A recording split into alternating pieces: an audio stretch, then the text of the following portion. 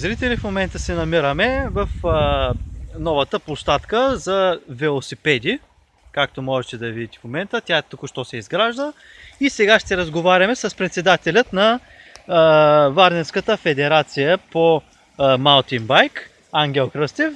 Как сте, господин Кръстев, след изграждането на първите 5 метра? Чувствам се много добре, в принцип. Тук съм бил днеска около 30 минути бачкане. Мога да кажа, че свърших много чудесна работа. Вие може да видите сами. Тук зрителите може да погледнете. Оттам тук 5 метра съм го направил за около цял ден. Ама, все пак това е работа, все пак тук гледате сега съм. Докъде мислите да стигнете, господин Кръстев? За днеска мисля да поработя още около цял ден, нали, до края на деня, да изкопая тук още една дупка. А мислите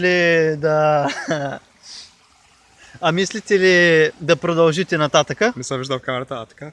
Мисля да продължа нататък, мисля да продължа също и нататък. Цялата гора искам да я направя като в Америка. Ако видиш така гората, тук е много красива. И аз съм красив. Вие горе-долу си красив. Така че ставам ни красиви хора и да направя една красива гора. Така, последен въпрос към зрителите. Имате ли предпочитания за скоци? Къде ще се намират те? Къде могат да практикуват скоците младите деца?